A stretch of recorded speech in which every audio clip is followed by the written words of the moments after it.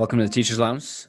Today we're with Ashley Benson, first grade teacher at Achieve Charter Academy, and we're going to be talking about student engagement. Ashley is somebody I've wanted to have on the podcast for a while. She's doing some cool things in her classroom around student engagement, and student engagement, I think, can look different to different teachers. On how you reach an optimal level of student engagement, right? There's books written on it. There's podcasts, videos, blogs, all centered around this very important topic of student engagement. But I think first things first, Ashley, when you think of this topic, when you think of student engagement, what does that look like to you? When I think about student engagement, you can't do anything with your kids. You're not going to get anywhere if you don't have relationships. So, you did a podcast on this with another teacher. Relationships, you're going to hear from all of us that they're number one.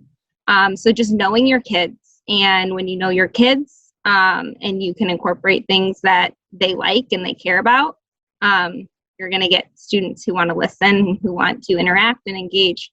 And so I think when I think about what that looks like in the classroom is students who want to participate and who are motivated and excited to be there. I do a lot of movements in my classroom. I like to make things catch. So I'll do a lot of hand movements and a lot of catchy rhymes and songs and things like that. So to see them and hear them doing those things, I think that's, what you see when you see students who are engaged. And one of the reasons that I wanted to talk to you was you had one of the greatest lines I've ever heard about student engagement. It was simply, when students come into my classroom, I have to be cooler than the distractions that are around them. That was something that really resonated with me. And one of the things I wanted to talk with you a little deeper on, when you say you have to be cooler than what's going around them, what does that mean? I was always thinking about, okay, when kids are at home, they're on their computers, they're on their video games, they're watching movies. Everything right now is super they're getting that instant gratification, when you think about video games and you think about everything they're watching and doing. So when they come to school, they're not always getting that. There's a lot of downtime. There's a lot of, listening and things like that. So I kind of put in my mind, I have to be more interesting and more exciting than those video games, or else I'm not going to get them, engaged and excited. So I just, over the years, just realized when I come in, I pretty much act. I sometimes think I'm more of an actress than I am a teacher. I'm just up there acting. I don't even know where it comes from sometimes. I get way more out of them. So I think one thing too, starting out and then where I am now, one thing I've really had to do is get out of my comfort zone. So just pushing myself and getting myself out of my comfort zone, really, it pays off in the end. How important is it getting out of your comfort zone and having a willingness to try new things in the classrooms when it comes to student engagement? You're not going to get much out of your students if you're not willing to try new things. So, one thing that I am constantly doing and trying to do is learn more. And, I like to go to PDs. I like to read books on, anything I can do to make my teaching better. And so a lot of times when I go to PDs or when I'm listening to other teachers, and rightfully so, I hear a lot, I don't think my kids can do that, or I don't think I could get my kids to do that, whatever it is. Maybe using a certain technology or a certain group game or something that just seems like you're going to have a lot of management to get them to do that, classroom management. So I don't know when it happened, but I was just I'm willing to try anything with my kids, because I truly believe that when you try different things, you're gonna surprise yourself, and your kids are gonna surprise you. So I've noticed too, when I tell my kids, this is something new I've never done before with any class, they're really excited about it too, because they're ooh, okay, I get to be the first to do it. So I I think you have to put yourself out there. You have to try new things, and usually it pays off. That's what I found. And getting out of your comfort zone and trying new things is one thing. But how do you handle when, you're trying something new in the classroom? You're singing, you're dancing, you're trying different things to get your students engaged, but it doesn't work. How important is that to not give up on the process, not, stopping this pursuit of student engagement? How important is it to kind of plow through these misses until you finally get it dialed in with your classroom that this works for student engagement, and this, we tried it and it doesn't work? Yeah, and sometimes that's what it takes too, is trying something out and being like, this isn't working, and that's okay. Don't let that discourage you, because not everything is going to work. And I think it's a good learning opportunity for your students too, to show them that sometimes you don't have it all figured out either, so it's a good learning opportunity for them. So in that same vein of, using potential failures and feedback as a learning opportunity and encouraging dialogue. You mentioned it's, if you try something new in the classroom and it just doesn't work, it shows your students that's okay to make mistakes. It's okay to try something and fail. It's okay to have, differing opinions on stuff. You do something in your classroom that's really cool. I've done a lot of videos and podcasts and blogs with different teachers, and this is the first time I've heard of this game. It's called the thumbs up, thumbs down game. What is the thumbs up, thumbs down game, and how does that kind of play into this strategy of creating student engagement in your classroom? So thumbs up, thumbs down kind of leads into students evaluating each other. So another thing that just I've been trying to do more as I've gained more experience is putting more on the students and kind of, making my lessons less teacher-led and more student-led, because I think they get more out of that, especially when you think about student engagement. They're going to be more engaged when they're more involved. So what I like to do, and I do it with every subject, I do it with reading, math, science, whatever, I have them evaluate each other. So I'll ask a question, how do you think the character's feeling? And I'll ask them to answer. So someone will answer, and then I'll say, who wants to evaluate so-and-so? And so I'll look for thumbs up or thumbs down. So if they agree, they put thumbs up. If they agree with what the student said, if they disagree, they put thumbs down. And I think something important to just say off the bat is that when I start my school year off, I make it a huge deal that it is okay to disagree with someone else. And I think that's an important lesson for students to know just in life, that we're not always going to agree, and that's okay.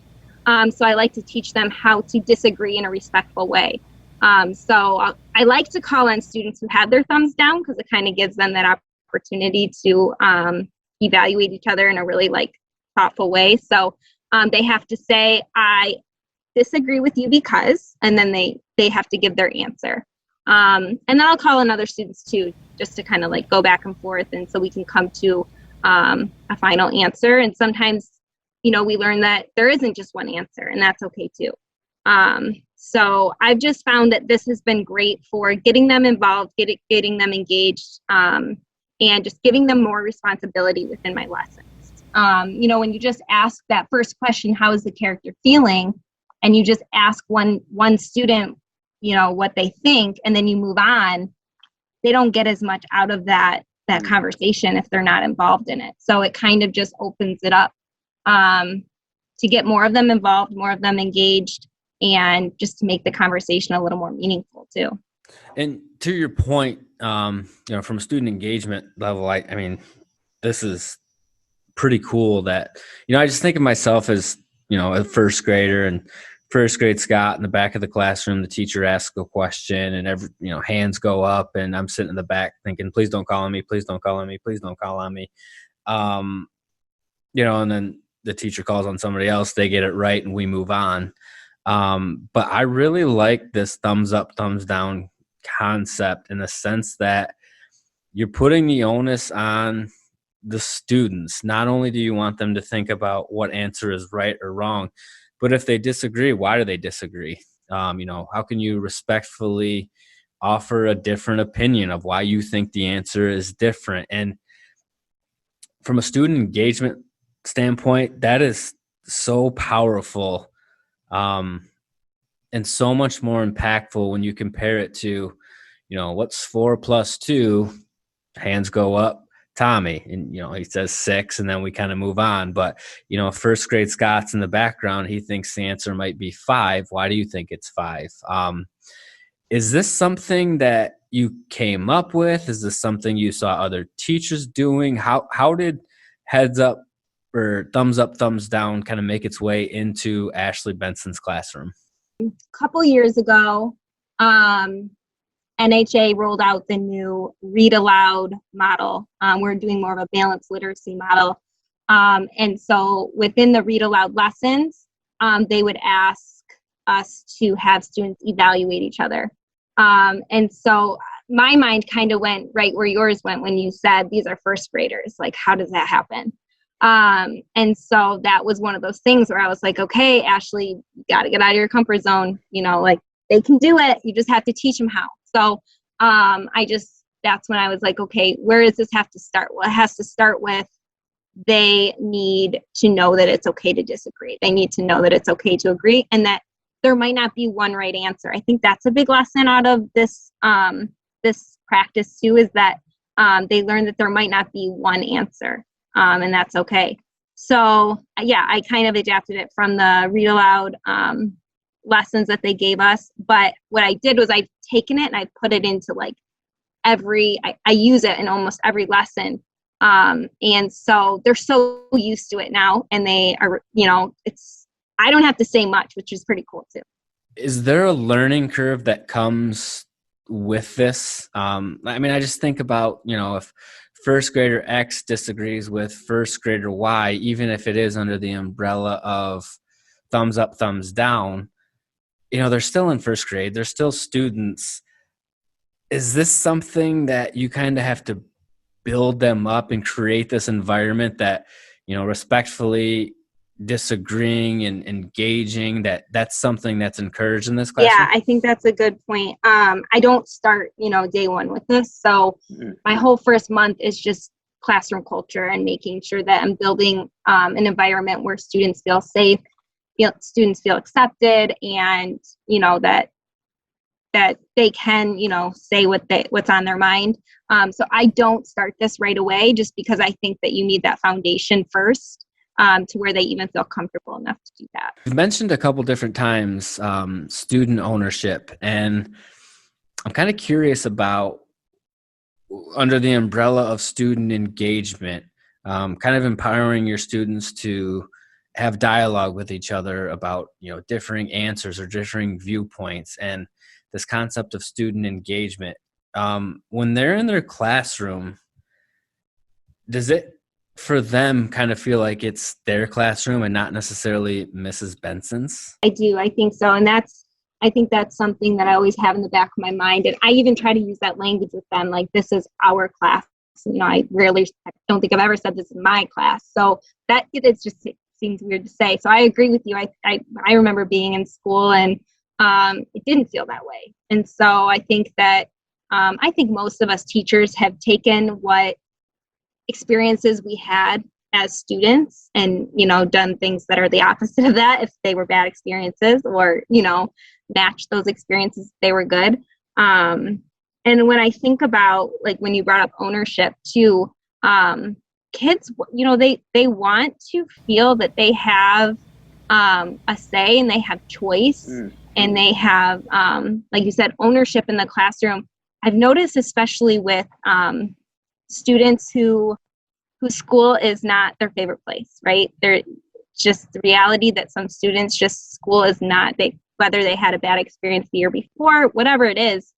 I have found that when I give those students choice, it goes such a long way. So when I say choice, I mean, like, as simple as, do you want to use a pen or a pencil? And it's like, oh my gosh, I can use a pen. Things like that. Like, do you want to sit on the floor? Do you want to sit in your desk? I give them choices all the time. In this remote model, do you want to type your answer or write your answer? So just finding like little easy ways to give them choice and give them that ownership is like, you've just given them $1 million. They're like so excited. So when I think about student engagement, I just think about what can I do that is so easy for me and so exciting for them. And it, like I said, it goes a long way. So that is fascinating. You kind of hit on the providing them with choices in the classroom. I remember being in school and everything was so structured.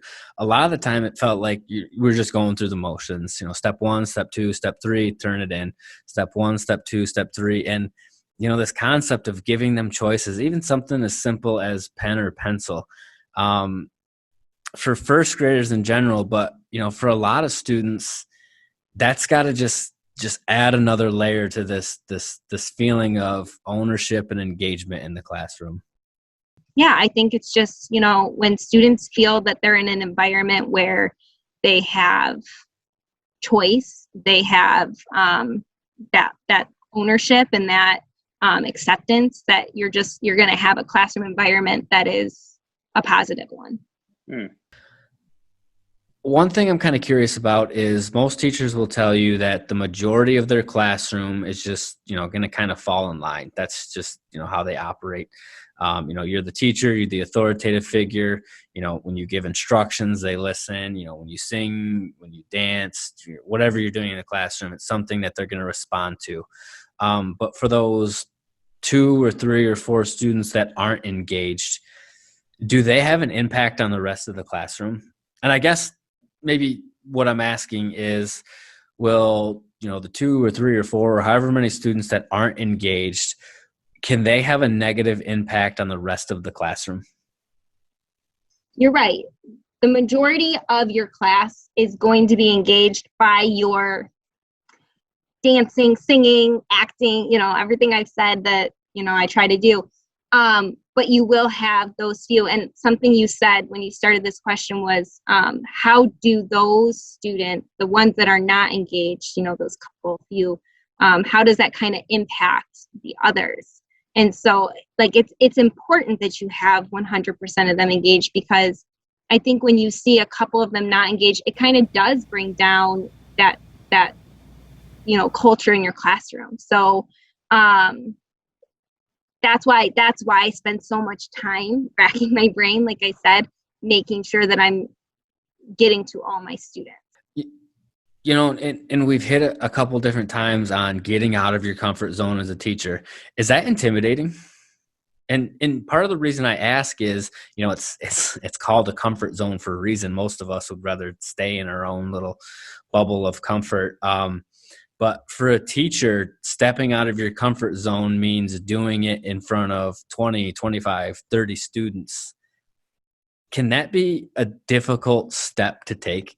I think it's gotten easier. It's almost like, when you just, it's like a habit. When you keep doing something, it becomes more natural. So I do find myself doing it more.